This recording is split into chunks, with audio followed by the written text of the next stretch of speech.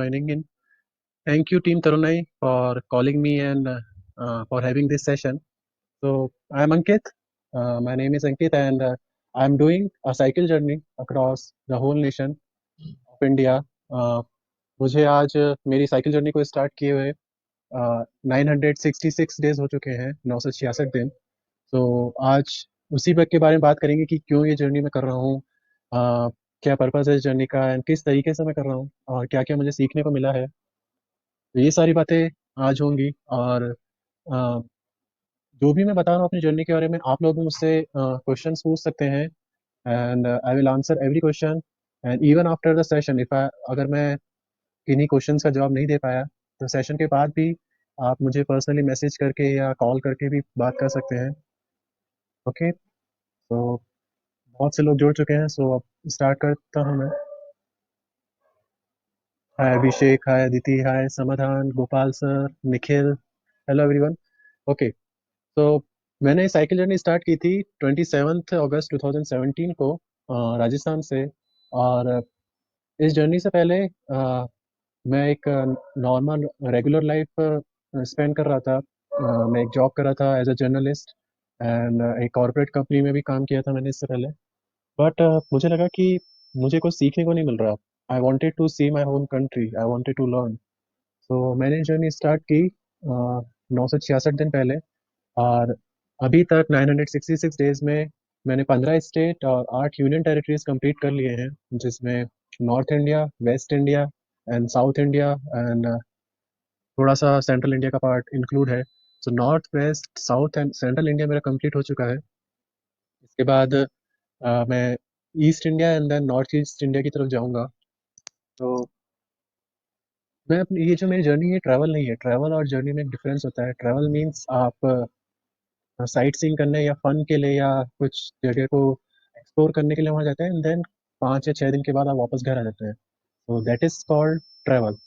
But मैं जो कर रहा हूँ वो एक जर्नी है पूरे भारत को जानने की, और भारत का कल्चर, भारत का सिविलाइजेशन, कितने कल्चर मिक्स होके यहाँ रहते हैं, वो हिस्ट्री, ज्योग्राफी, लोग कैसे काम करते हैं, गांव के लोग, शहर के लोग, कितनी कॉलोनीज हैं, कितने कल्चर हैं, कितने सभ्यता के लोग इधर हैं।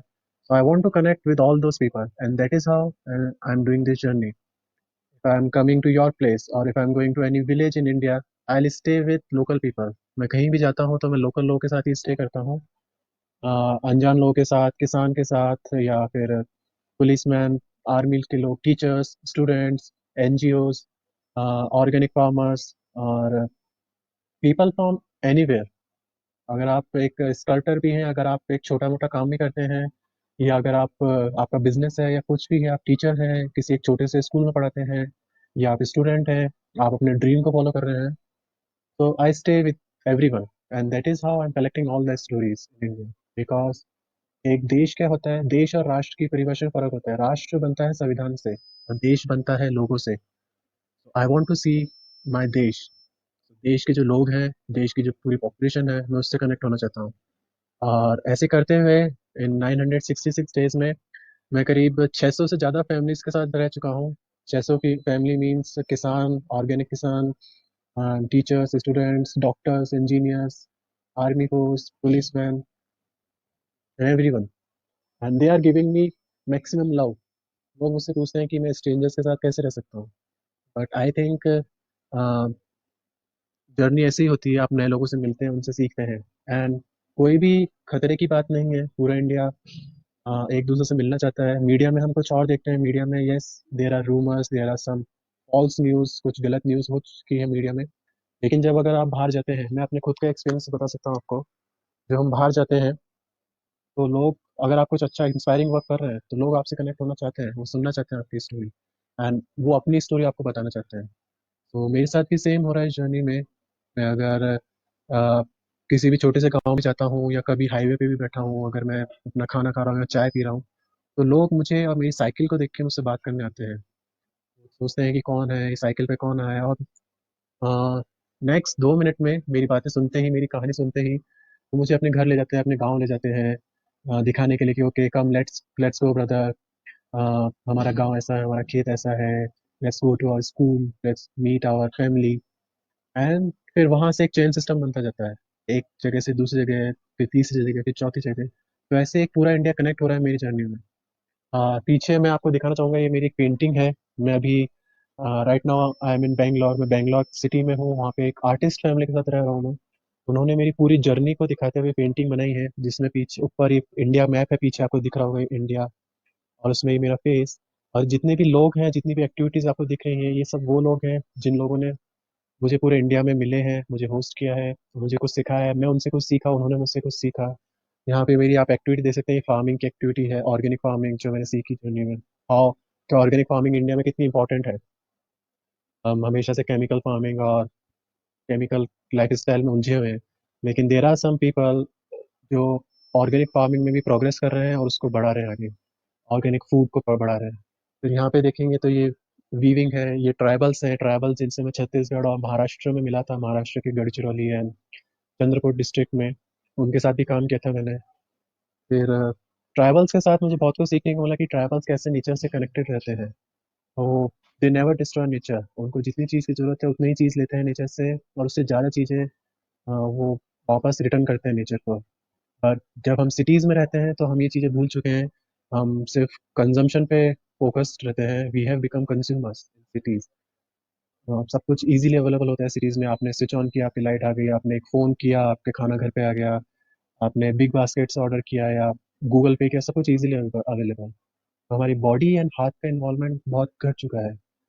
जैसा कि महात्मा गांधी कहते थे कि अगर you if you want to become a complete human, अगर आप कंप्लीट ह्यूमन बनना चाहते हैं तो आपकी बॉडी, आपका हाथ, आपका माइंड, आपकी सोल, सब कुछ उस काम में इन्वॉल्व रहना चाहिए। लेकिन अभी बहुत घट चुका है। ट्राइबल्स एंड किसानों के साथ रह के मुझे वो बात समझ में आई। यहाँ पे आप देखेंगे, ये वीविंग है, ये भी वीविंग है। ये चरखे का काम है जो मैं वर्धा में करा था, वर्धा महाराष्ट्र में गांधी आश्रम में। आई वॉज मेकिंग चरखा। फिर ये वीविंग काम, जो मेरी आप शर्ट देखेंगे, ये भी खादी की शर्ट है, ये मैंने खुद ने बनाई है। तो ये जर्नी एक सेल्फ सस्टेन होने पे भी डिपेंडेंट है कि एक किसान, एक ट्राइबल और एक ह्यूमन की तरह आप कैसे सेल्फ सस्टेन और सेल्फ डिपेंडेंट हो सकते हैं। I have learn to become self dependent for my food, for my clothing. ये टी शर्ट मैंने खुद ने बनाना सीखी, तब मुझे समझ में आया कि एक खादी का काम और एक हैंडलूम करने का काम कितना टफ होता है। जब भी मैं हैंडलूम वीवर्स के साथ रहता हूँ इंडिया में, तब मुझे पता चलता है कि उनका काम कितना टफ है। एक हैंडलूम वीवर एक दिन में जब काम करता है 8 से 10 घंटा, तो एक दिन में वो एक साड़ी बनाने के लिए, एक शर्ट बनाने, कुछ भी, कोई सा भी कपड़ा बनाने के लिए वो अपने हाथ पैरों को उसे 15 से 17 हजार बार मूव करना पड़ता है। 15 to 17,000 times he moves his legs and hands. इतना उनका टफ काम होता है। फिर आप यहाँ देखेंगे तो ये मैं हैंडीक्राफ्ट लोगों के साथ काम कर रहा हूँ यहाँ पे। ये यहाँ पे मैंने लकड़ी के जो हैंडीक्राफ्ट है उनके साथ काम करना सीखा था। ये भी महाराष्ट्र में नागपुर के पास एक जगह है, Nagbhid. Nagbhid is a small town. तो हम हमेशा बात करते हैं प्लास्टिक को हमारी लाइफ स्टाइल से कम करने की, लेकिन बहुत कम लोग हैं जो एक्चुअल में उसे एप्लीकेशन में लाते हैं। एक तो होता है कि आप बात कर रहे हैं कि हम केमिकल्स हटाने चाहिए या फिर प्लास्टिक हटाना चाहिए, लेकिन उसे एप्लीकेशन में लाना इज अनदर थिंग। तो यहाँ पे मैंने लकड़ी के जो हमारी कटलरी होती है, जो हम किचन में सामान इस्तेमाल करते हैं, आपके प्लेट्स हो गए, आपके स्पून्स हो गए, आपके बोल्स हो गए, जिसमें आप खाना खाते हैं, तो वो बनाना मैंने इधर सीखा था और मैंने खुद ने अपने हाथों से बनाया। मुझे पता चला कि एक हैंडीक्राफ्ट का काम कितना टफ होता है। एक प्लेट बनाने में आपके 5 या 6 घंटे चल जाते हैं, उसका कुछ प्राइस नहीं मिलता उस बनाने वाले को। एक प्लेट या एक अगर 6 चम्मच का सेट भी बनाते हैं तो उसको बनाने में 5 6 घंटे जाते हैं, और जो कस्टमर होते हैं वो जाते हैं प्लास्टिक का सामान खरीदने, क्योंकि प्लास्टिक का सामान इजीली बन जाता है, इजीली मार्केट में अवेलेबल हो जाता है, मशीनों से बन के आ जाता है और यूज़ करने में भी ईजी रहता है।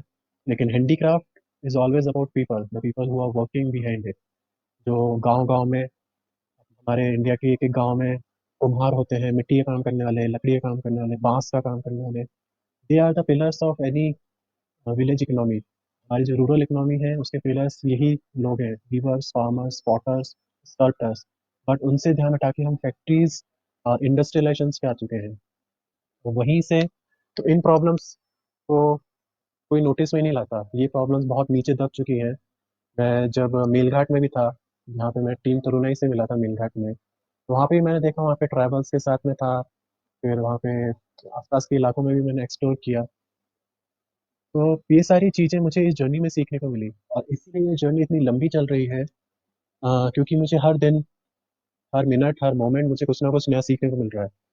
पहले मैं जब अपनी नॉर्मल लाइफ में था, मुझे कुछ सीखने को नहीं था, मैं बस अपनी जॉब कर रहा था, मैं खुद के लिए पैसे कमा रहा था, मैं खुद के लिए खाना बना रहा था, खुद के लिए खाना सेव करना, सब कुछ करना। तो उसमें हमेशा there was only personal factor.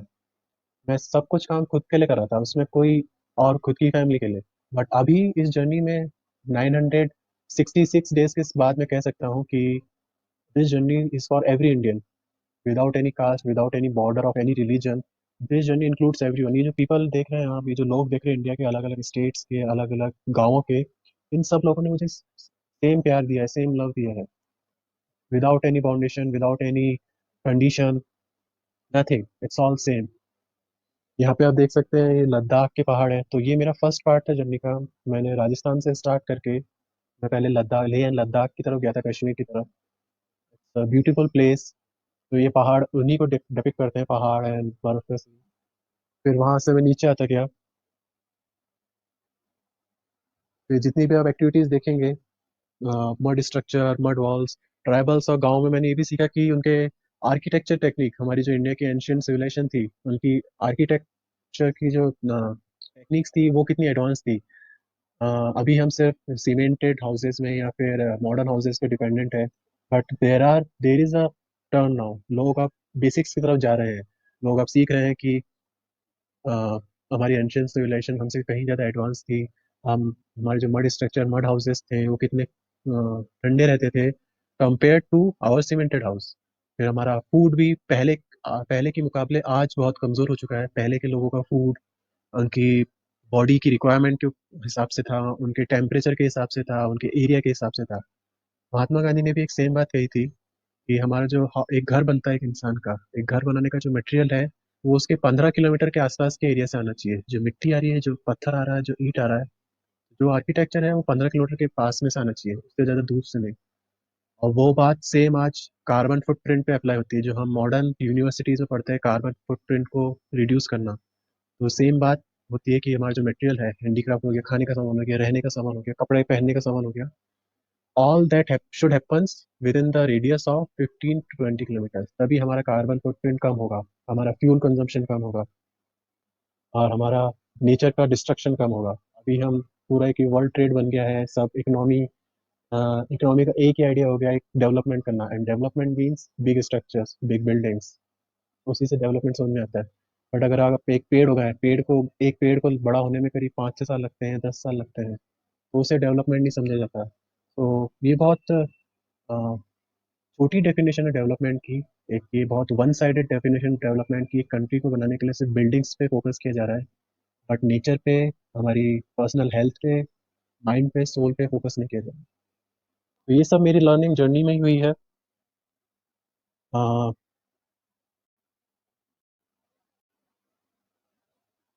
तो आप लोग मुझसे क्वेश्चन पूछ रहे हैं, मैं कुछ कुछ क्वेश्चंस का जवाब भी दे सकता हूँ बीच बीच में। तो अदिति दीक्षा पंडित पूछ रही है, which is your memorable place till now which you can't forget in your life. Okay, so मेरा सबसे मेमोरेबल प्लेस क्या है पूरे इंडिया में? अ, ऐसा कोई एक प्लेस मैं नहीं बता सकता, क्योंकि मेरी जो जर्नी है, मैं इसमें कुछ सेलेक्टिव नहीं हूँ। मैं इस जर्नी में सब कुछ एक्सपीरियंस कर रहा हूँ, भले ही वो सिटी क्यों ना हो एक, या फिर गांव ही क्यों ना हो।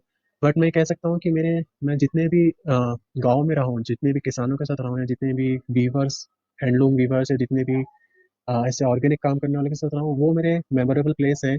और साउथ इंडिया से मुझे बहुत कुछ सीखने को मिला। साउथ इंडिया से मुझे organic farming, organic life style, organic food, और आयुर्वेदा, नेचुरोपैथी, इन सब के बारे में मुझे बहुत कुछ सीखने को मिला। तो जितने भी गांव में मैं रहा हूँ, वो सारे मेरे मेमोरेबल प्लेस हैं। और एक चीज़ मैंने सीखी है अपनी जर्नी में, that poor people are more ready to share. India के या किसी भी कंट्री के, मैं सिर्फ इंडिया पे नहीं बोलूंगा, इंडिया के अलावा, क्योंकि इंडिया में मैं कुछ फॉरेनर्स से ही मिला हूँ जो यहाँ पे आके सेटल्ड हो चुके हैं, या कुछ टाइम के लिए यहाँ पे रह रहे हैं। तो this journey is not about only India, it's about the whole world, कि आप एक कम्युनिटी में कैसे कनेक्ट हो सकते हैं इजीली, बिना किसी डेफिनेशन के, बिना किसी कंडीशन के, बिना किसी कास्ट या रिलीजन के, आप एक कम्युनिटी से। So it's very easy to connect with people. And ये चीज़ मुझे again tribals and poor people के साथ ही रह के आई है, कि उनके पास कुछ नहीं है, फिर भी उन्होंने जब मेरी जर्नी के बारे में जाना, जब मुझे पहचाना उन्होंने, तो they were very happy to host me. और उन्होंने अपनी फैमिली मेम्बर की तरह मुझे अपने साथ रखा, मुझे काम सिखाया और मुझसे मेरी कहानियाँ सुनी, मुझसे कुछ और सीखा उन्होंने। तो it's like a different journey. And मैं हमेशा ही कहता हूँ कि मैं कुछ नया नहीं कर रहा, मैं वही कर रहा हूँ जो शायद हमारी एंशियंट सिविलाइजेशन में था। लोग पहले इसी तरह ट्रैवल करते थे, इसी तरह एक जो भी हम हिस्ट्री या ज्योग्राफी की बुक्स आज पढ़ते हैं स्कूल्स एंड कॉलेजेस में, वो सब पुराने टाइम के ट्रैवलर्स ने लिखी है। स्वामी विवेकानंदा, बुद्धा, महात्मा गांधी, विनोबा भावे और James cook, Vasco D gamma, everyone, they were all travelers and they used to stay with local people and they used to uh, devote themselves the local community। वो local community के साथ रहते थे, उनके साथ काम करते थे, नॉलेज शेयर करते थे। अब कुछ अपनी कंट्री से लाई हुई कुछ तो there was exchange of knowledge and love. And वही बातें आज हम पढ़ रहे हैं। तो यही चीज़ मुझे इस जर्नी में करते करते समझ में आई। जब मैंने जर्नी स्टार्ट की थी तब मैं ऐसे माइंडसेट का नहीं था, मेरा माइंडसेट अलग था, मुझे ये सब बातें पता भी नहीं थी। मैंने ये जर्नी सिर्फ साइकिलिंग के लिए स्टार्ट की थी कि मैं सिर्फ साइकिलिंग प्लेजर, जैसे लोग मोटर बाइक या कार से स्टार्ट करते हैं, मैंने वैसे स्टार्ट किया था।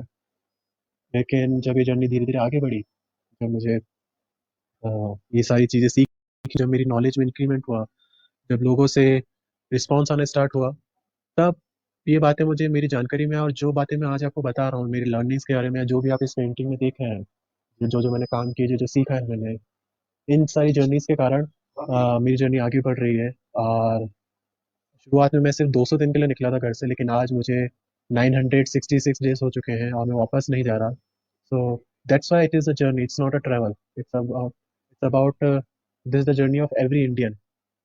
मेरी जर्नी कहानियों की वजह से, और ये लोग ही हैं, ये सारे अलग अलग स्टेट्स के लोग ही हैं, अलग अलग कम्युनिटी के लोग ही हैं जो मेरी कहानी में शामिल है। तो मेरी जर्नी अब अकेले की नहीं रही कि पूरे एक देश की जर्नी बन चुकी है। तो अब दूसरा क्वेश्चन देखते हैं। कुछ लोग मुझसे पूछ रहे हैं जो इस तरह की जर्नी करना चाहते हैं, साइकिल जर्नी, तो वो मुझसे सजेशंस पूछ रहे हैं। संतोष हैं और भी हैं। तो उन सब लोगों के लिए मैं एक कॉमन आंसर देता हूँ कि इस जर्नी को कैसे करना चाहिए।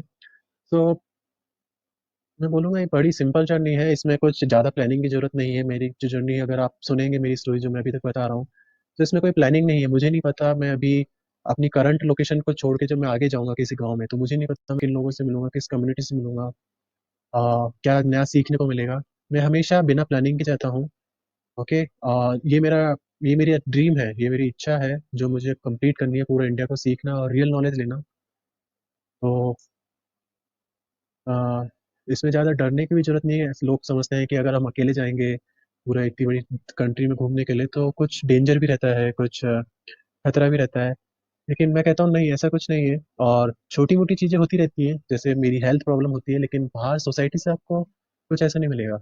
तो कभी कभी कुछ कुछ नेगेटिव हो सकता है, बट शायद वो आपके नॉर्मल लाइफ में भी होता होगा। अगर आपका नॉर्मल लाइफ में कुछ ड्रीम है कुछ करने का, नेगेटिव चीज़ें तो हमेशा रहती हैं वो, लेकिन वो सिर्फ 10% होती है, 90% आपको पॉजिटिव स्टोरीज मिलेंगी। तो पॉजिटिव स्टोरीज पे फोकस कीजिए। थोड़ी सी प्रिपरेशन की जरूरत पड़ेगी अगर आप इस जर्नी में जाना चाहते हैं, आपकी हेल्थ के लिए, आपकी फिटनेस के लिए। वो आप अपने पर्सनल लेवल पे आपकी खुद की बॉडी के अकॉर्डिंग आप प्रिपरेशन कर सकते हैं, खुद की फिटनेस कैसी है। और अ, दूसरी बात रहती है कि आप जब नए कल्चर में जाते हैं, आप नए क्लाइमेट में जाते हैं, नए एनवायरनमेंट में जाते हैं, तो उसके कारण कुछ हेल्थ प्रॉब्लम हो सकती है। बट अगर आपका माइंड ओपन है, अगर आप खुद को ज़्यादा परेशान नहीं करते, तो आपकी हेल्थ भी ठीक रहेगी।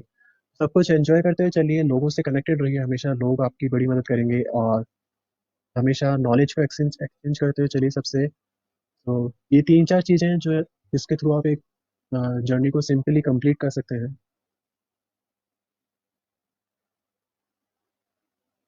मुझे आप पूछ रही हैं, आपने ऐसा कोई प्लेस डिसाइड किया है जहाँ पे आप हमेशा रहना चाहते हैं, और do you have any favourite place which will provide you comfort and Y?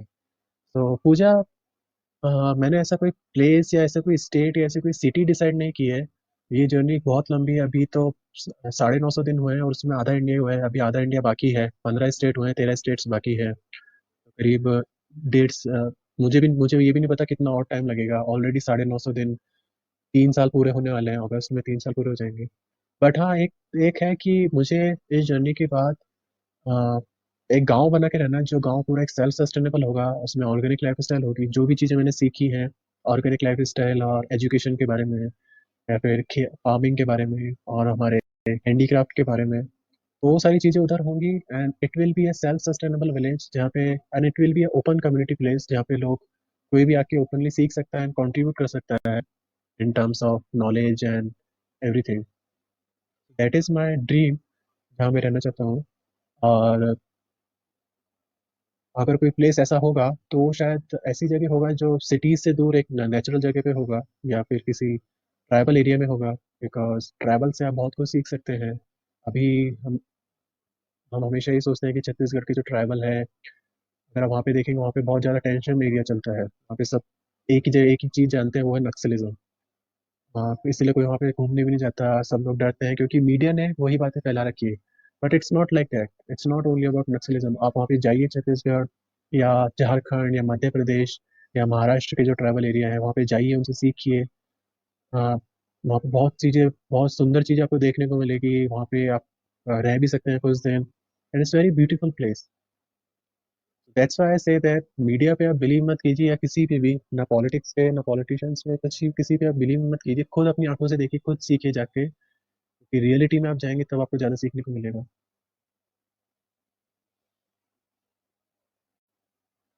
Gopal पूछ रहे हैं कि उनको भी ऐसी जर्नी करते हैं लेकिन विदाउट मनी कैसे करें। तो okay, yes, this is another aspect. ये मेरा एक अलग पॉइंट है मेरी जर्नी में कि I am not using money.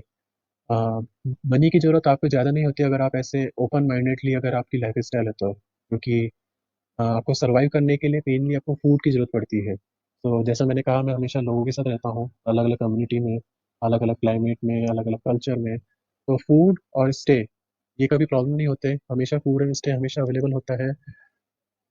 और जहाँ पे लोग नहीं भी मिलते, अगर फॉर एग्जांपल अगर मैं किसी लंबे हाईवे पे जा रहा हूँ, वहाँ पे कोई गाँव भी नहीं मिल रहा है या कोई कांटेक्ट भी नहीं मिल रहा, तब भी वहाँ पे कुछ ना कुछ लोग होते हैं, या हाईवे पे कुछ लोग रहते हैं जिनकी शॉप्स होती हैं। वो लोग आपको बिना जाने बिना पहचाने आपकी मदद कर देते हैं। तो मेरे साथ ऐसे बहुत से एग्जाम्पल हुए हैं। ऐसे डॉक्टर्स भी मुझे मिले जब मेरी हेल्थ प्रॉब्लम्स हुई थी, जब बॉडी पेन्स, या फिर मेरे शोल्डर में पेन हुआ था, या फिर मेरा स्टमक में प्रॉब्लम हुई थी, मेरा पेट खराब हुआ था, या फिर मुझे किडनी स्टोन भी हो चुका है इस जर्नी में। जब डॉक्टर्स को पता चला कि I am doing this journey, तो उन्होंने भी मुझसे मेडिकल चार्जेस नहीं लिए। मेरा चेकअप, मेरी मेडिसिन, सब कुछ हो गया। और दैट इज व्हाट मैं आपको यही कह रहा था कि विनोबा भावे जी ने भी एक अभियान चलाया था, कंचन मुक्ति अभियान। जब भूदान आंदोलन से पहले उन्होंने कंचन मुक्ति पे ध्यान दिया था। कंचन मुक्ति का मतलब यही था कि सब कुछ सेल्फ सस्टेनेबल हो। एक गांव में, अगर आप एक गांव में रह रहे हैं, एक मोहल्ले में रह रहे हैं, वहाँ के लोग सब कुछ बार्टर सिस्टम पे रहे। मेरी जर्नी पे एक बार्टर सिस्टम पर ही है। पैसे की जरूरत पड़ती है लेकिन बहुत ज़्यादा नहीं। अगर आप इस जर्नी में है तो पर डे, अगर आप हाईवे पे हैं या कुछ भी कहीं पे भी जा रहे हैं, तो पर डे शायद आपको 20 या 25 रुपए की जरूरत पड़ेगी, उससे ज़्यादा की जरूरत नहीं पड़ेगी। और कभी कभी तो वो भी नहीं पड़ती। अगर आप मुझे देखें तो मेरी हेल्थ में इंक्रीमेंट हो रहा है, मेरी हेल्थ कभी घटी नहीं। कुछ कुछ बस बॉडी पेन्स होते हैं, लेकिन उसके अलावा I am gaining my health.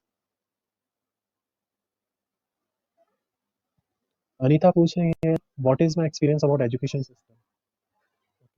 तो yes, education system actually it's not a education system, I would say कि ये सिर्फ एजुकेशन सिस्टम, ये स्कूलिंग सिस्टम है। So there is a difference in schooling and education. Schooling होता है जब हम स्कूल में जाते हैं 4 साल की उम्र में, और 17 साल की उम्र तक हम ट्वेल्थ पास करते हैं, फिर उसके बाद कॉलेज जाते हैं 3-4 साल और। That is schooling system, that is not education. वो कंफ्यूज कर दिया है एजुकेशन सिस्टम से। एजुकेशन स्टार्ट होती है जो आपकी लाइफ है, life is an education, but कोई भी उसमें फोकस नहीं कर रहा है। अब वो इंडिया में ही नहीं, वो बाहर के भी लोगों में है, बाहर भी अदर कंट्रीज में भी है। तो हमारा जो पूरा स्कूलिंग सिस्टम है वो सिर्फ इंडस्ट्री बेस्ड है कि अ, आप एक इंडस्ट्री में काम करने के लिए कैसे कैपेबल हो, आप में क्या कैपेसिटीज, आपकी डिग्री क्या है, commerce, math, science, bio, those are the degrees, that is not education. So मैं जो जर्नी कर रहा हूँ, इसमें मुझे ये सीखने को मिला कि पहले हमारा सिस्टम ऐसा नहीं था, पहले एजुकेशन ऐसी थी, लोग, जैसे मैं जर्नी कर रहा हूँ, this is also an alternative education for my self. मैंने जो चीज़ें सीखी हैं ये कभी किसी मैंने यूनिवर्सिटी या किसी बुक में से नहीं सीखी। जो भी मैंने फार्मिंग के बारे में, या आर्किटेक्चर के बारे में, या सोशियो इकोनॉमिक चीज़ों के बारे में बात करता हूँ, वो चीज़ें कभी आपको किसी यूनिवर्सिटी में नहीं पढ़ाई जाएंगी। ये चीज़ें आपको सोसाइटी में रहने पे या लोगों के साथ काम करने पे ही आती हैं। बट एक गवर्नमेंट सिस्टम इन चीज़ों पे कभी फोकस नहीं करता, और बच्चों के पास भी वही जाता है जो एक गवर्नमेंट डिसाइड करती है, और जो उनके पेरेंट डिसाइड करते हैं। So it's exactly not an education system. It's just a system. It's just a plain system of providing schooling and some book knowledge. Book knowledge different education. So अगर आप खुद को एजुकेट करना चाहते हैं, या अगर एक कम्युनिटी खुद को एजुकेट करना चाहती है, तो ये काम वो खुद ही कर सकते हैं, सेल्फ डिपेंडेंट होके, खुद एक्सप्लोर करके, खुद सीख के। अदरवाइज अगर आप स्कूल में जाएं कि बच्चों को देखेंगे, they are very good in their studies, they are scoring 90%, 100%, 99%, everything, they are good with their book, but they don't know about their villages, they don't know about their real life, the real life of their country, they don't know uh, what is happening in Maharashtra, Kerala में क्या हो रहा है, या फिर तमिलनाडु क्या है, राजस्थान में क्या हो रहा है, कश्मीर में क्या हो रहा है, नॉर्थ ईस्ट क्या है। उन लोगों को बहुत कम नॉलेज है। ये बातें जब भी आएंगी जब या तो एक कम्युनिटी इस बात पे जोर दे, या फिर वो खुद स्टूडेंट्स इस बात पे जोर दे। ये बातें हम या आप जैसे लोग ही बता सकते हैं। So that's why we need more people who can explore like this. We need more stories, more real stories, because media में रियल स्टोरीज नहीं सुनने को मिल रही। मीडिया में सिर्फ न्यूज़ है, मीडिया में सिर्फ कोई इन्फॉर्मेशन, कोई रियल इन्फॉर्मेशन नहीं आ रही। सिर्फ एक ही बात को रिपीटेटिवली शेयर कर रहे हैं, और पर्पसली लोगों तक रियल एजुकेशन नहीं पहुंच रही।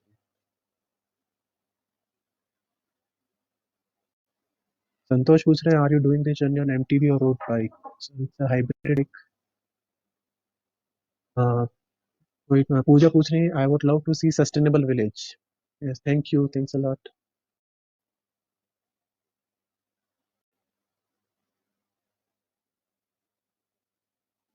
प्रवीण पूछ रहे हैं, how do you initiate conversation with the people?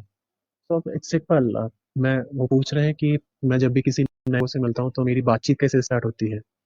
तो ये बड़ी सिंपल है। जैसे आप किसी नए आदमी से मिलते हैं अपनी नॉर्मल लाइफ में, या आपके शहर में कोई नया बंदा, आपके ऑफिस, अगर आप किसी ऑफिस में काम करें तो एक कोई नए लोग काम करने आते हैं, तो जैसे हाय हेलो ऐसे बात स्टार्ट होती है। तो अगर मैं हाईवे पे या किसी गांव में जाऊँ, तो ऐसे ही फर्स्ट पॉइंट तो ये है कि मेरी साइकिल को देख के मुझे ज़्यादा सीखने को मिल रहा है। अगर मैं मोटर बाइक या कार में हूँ तो बहुत कम लोग मुझसे बात करने आएंगे। मैं एक बड़ा ही सामान्य आदमी होने लगूंगा अगर मैं एक मोटर बाइक या मोटरसाइकिल या कार में हूँ, कोई मुझसे बात करने नहीं आएगा। बट अभी मैं साइकिल में हूँ, मैं कहीं भी जाके बैठता हूँ या साइकिल पे, तो इस वजह से लोग मुझसे ज़्यादा बात करने आते हैं, और फिर उसके बाद और बातें बढ़ती हैं और स्टोरी सुनने को मिलती है, फिर अपने गाँव ले जाते हैं। फिर कभी कभी ये होता है कि जैसे मैं नॉर्थ इंडिया से हूँ, और मैं साउथ इंडिया में हूँ, तो लैंग्वेज होती है, language is another thing. But language कभी प्रॉब्लम नहीं हुई मेरी जर्नी में। अ, लोग इशारों की मदद से या स्माइल की मदद से या फिर साइकिल की मदद से मुझे पहचान जाते हैं। फिर अगर जैसे मैं साउथ इंडिया में किसी गांव में बैठा हूँ, हाँ, और वहाँ के लोग अगर मुझे नहीं समझ पा रहे, मेरी जर्नी नहीं समझ पा रहे, तो मेरे कुछ न्यूज़ आर्टिकल्स हैं, जो लोकल न्यूज़ आर्टिकल्स होते हैं, लोकल न्यूज़ चैनल जो मेरे बारे में कुछ खबर छापते हैं या लिखते हैं, तो वो मैं अपने मोबाइल में निकाल के उन्हें पढ़ा देता हूँ। जैसे तमिल में हो गया तो तमिल में उन्हें पढ़ा दिया, मलयालम में हो गया तो मलयालम में, तेलुगु में हो गया तो तेलुगु में पढ़ा दिया। तो फिर उसको पढ़ पढ़ के वो समझ जाते हैं कि हाँ, मैं ये जर्नी कर रहा हूँ, मेरे इतने दिन हो चुके हैं। तो दैट इज़ अनदर मेथड, वो अलग मेथड है। फिर कभी कभी होता है कि जैसे कुछ शहर के लोग हैं तो वो अपना गांव दिखाने मुझे ले जाते हैं, या मेरे साथ कोई और लोग कनेक्ट हो जाते हैं तो वो मेरी लैंग्वेज ट्रांसलेट कर देते हैं। That is another method. तो ऐसे बहुत सारे मेथड है, there is not a fixed method. तो ये सारी बातें भी आप जब जर्नी करेंगे तब सीखेंगे। मैं भी जब पहले अपने घर पे बैठा था, मुझे नहीं पता थी सारी बातें, मुझे भी करने के बाद पता चली।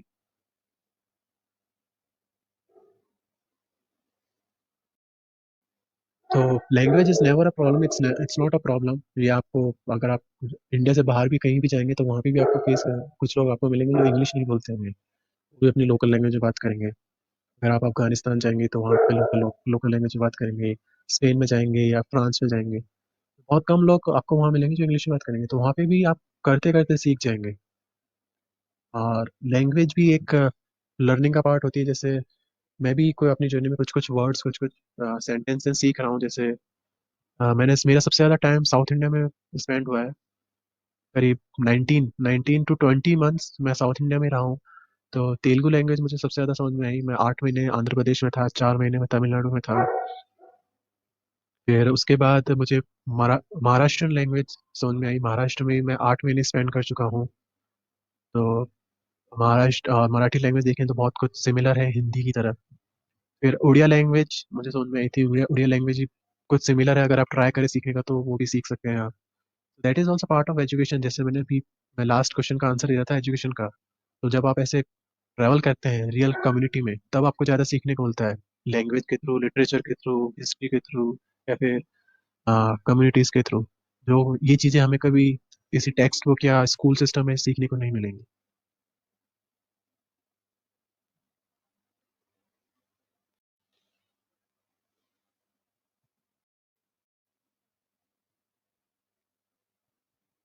कोई मुझसे पूछ रहे हैं, प्लेस टू प्लेस ट्रैकर्स मुझसे पूछ रहे हैं, how do you plan your daily and weekly journey. मैं अपनी रोज की जर्नी या कैसे प्लान करता हूँ। सो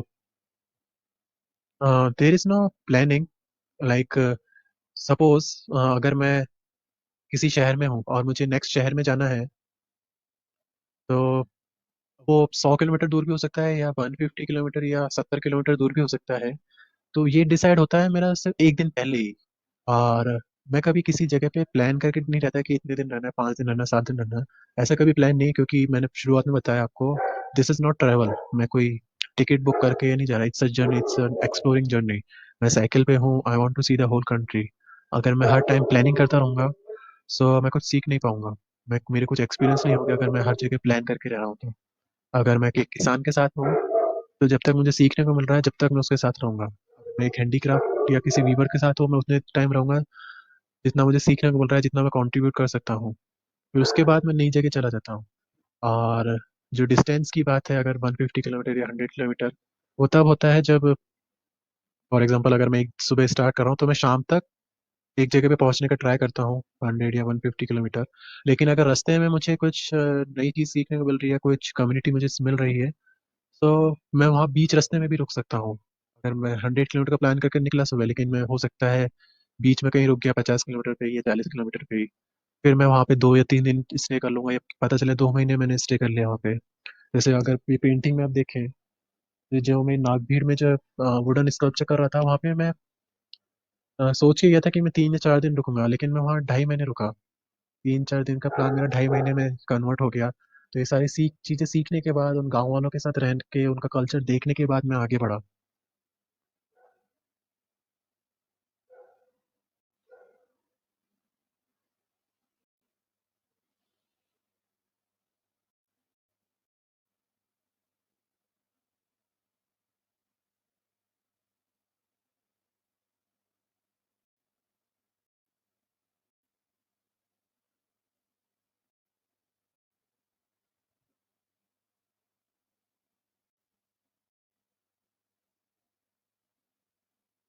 फिर रेणुका कह रही awesome painting, thank you. What was your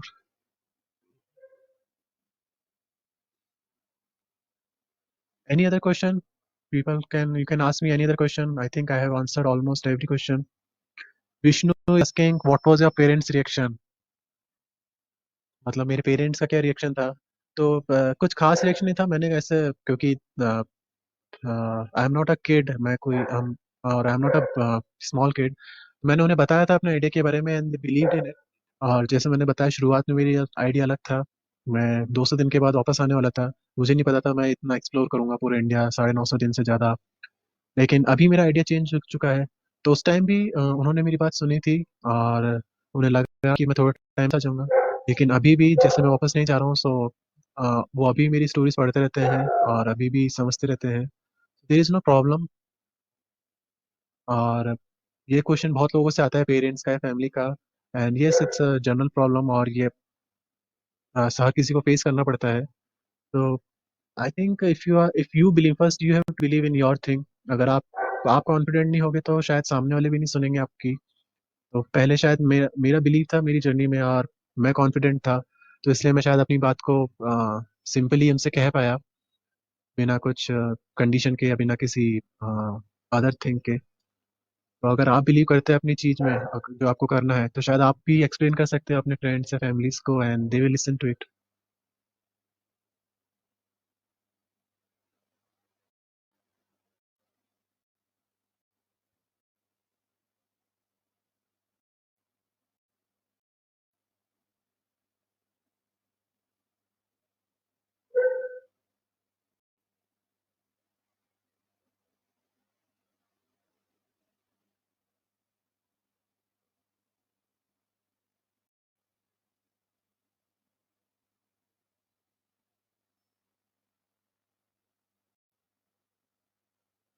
Vishnu पूछ रहे हैं, he has a dream to travel in rural area of Maharashtra.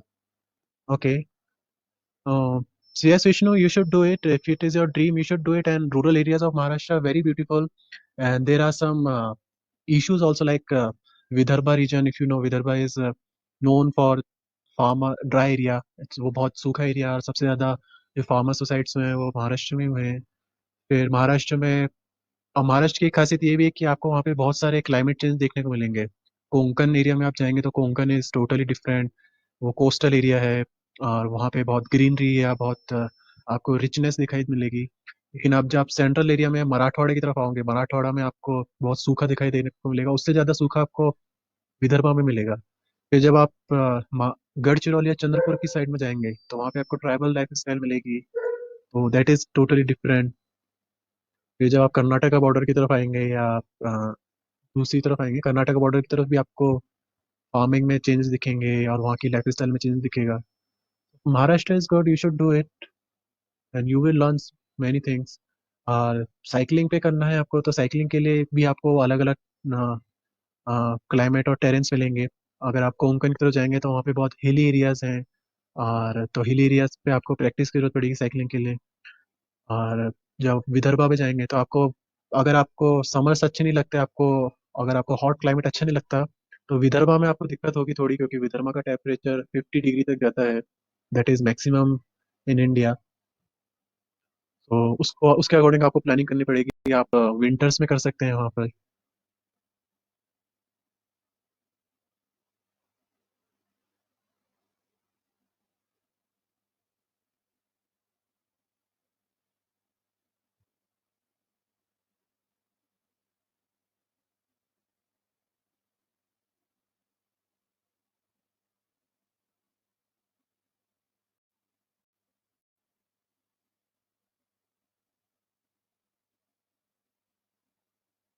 Place to place trackers पूछ रहे हैं what was my experience in western Ghats.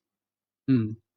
तो western Ghats is totally different. वहाँ पे मुझे सबसे अच्छा एक्सपीरियंस मेरा रेन फॉरेस्ट उनका रहा. जैसे मैं जब पंचगनी महाबलेश्वर करके जानता हो, so they are hill station in Maharashtra western Ghats.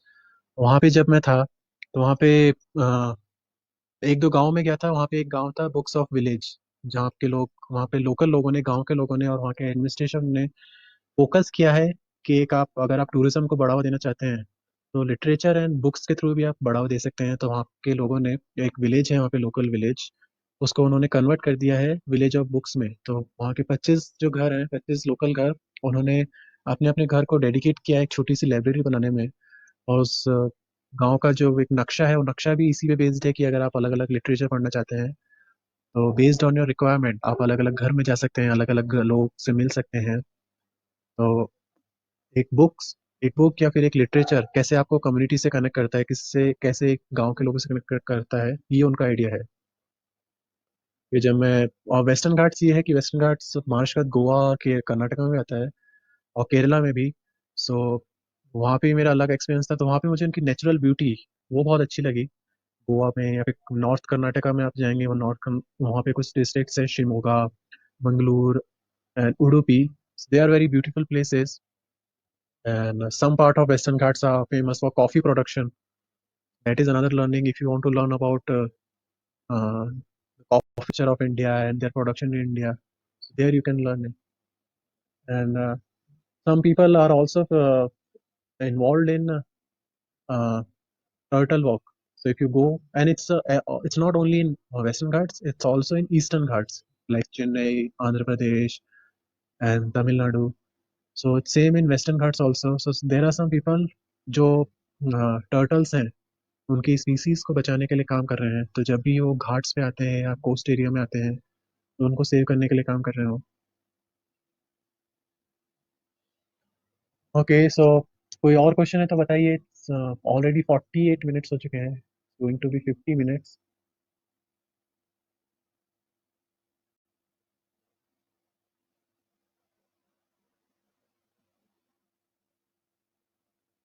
पूजा पूछ रही है what was my baddest experience till now. तो आई थिंक ऐसा कोई मेरा अभी तक कोई बैडेस्ट एक्सपीरियंस नहीं हुआ है. हमेशा मुझे अच्छे एक्सपीरियंस मिले हैं. जो भी बैड एक्सपीरियंसेस हैं वो शायद मेरे खुद के साथ ही होंगे, मेरे खुद के थिंकिंग कारण या खुद के माइंडसेट के कारण, कि कभी मैं मुझे गुस्सा आ गया, मेरी हेल्थ खराब हो गई, या फिर या मेरा मुझे किडनी स्टोन की प्रॉब्लम हुई थी, या मेरा बॉडी पेन हुआ था। तो वही सब बैड एक्सपीरियंसेस हैं, और वो भी नॉर्मल है आई थिंक। अगर आप ऐसी कोई जर्नी करते हैं तो ऐसे एक्सपीरियंस नॉर्मल होते हैं आपको। तो हम इनको बैड एक्सपीरियंस नहीं बोल सकते, एक तरह से सिर्फ एक्सपीरियंस होते हैं कि आप इनको सीख के आप आगे बढ़।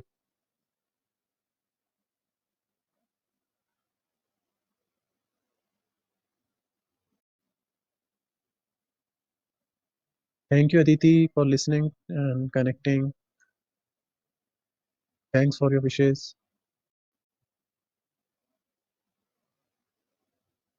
सूरज पूछ रहे हैं इसके बारे में मुझे प्रेरणा कहाँ से मिली। तो सूरज, ये मेरा खुद का ड्रीम था। और जैसे आप देखेंगे, आप जैसे मेरी जर्नी आगे बढ़ रही है, 950 दिन हो चुके हैं। तो मुझे एवरी डे मुझे इंस्पिरेशन, और इस जर्नी को आगे बढ़ाने की इंस्पिरेशन मुझे लोकल लोगों और इंडिया के लोगों से मिलती है, जो अलग अलग कम्युनिटी के लोगों कैसे एक साथ रहते हैं।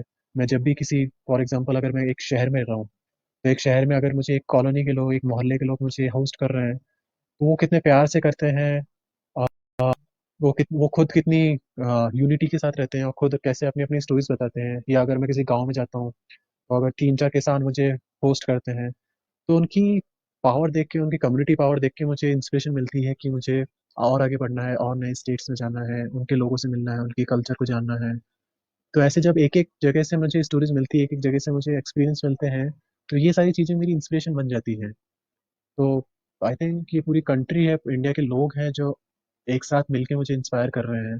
मैं एक यहाँ पे कोई एक इंसान या कोई एक फिगर नहीं है जो मेरी इंस्पिरेशन है, यहाँ पे पूरी कंट्री मेरी इंस्पिरेशन है, और छोटे छोटे लोग, आप जैसे लोग जो मेरी बातें सुन रहे हैं, मुझे अपनी स्टोरीज बताते हैं, दैट बिकम माई इंस्पिरेशन। ये सारी चीजें मेरी प्रेरणा बनती है। श्रुति पूछ रही है, how are you managing your health. My health is okay, I am taking little care of my health, and sometimes मेरी sometimes my health become bad, and sometimes I face some problems with my health, my stomach and body and shoulder or something, but it's okay. I go on, I keep going on. Thank you, Shruti. Vishnu पूछ रहे हैं, cycle tools, क्या cycle tools की जरूरत पड़ती है। So normal cycle repairing tool, and you can some extra tubes you can carry, extra tire you can carry, and if you want to carry some luggage, you can keep some small bags on your handle, on your carrier, on your frame. So there are some special bags for a cycle journey.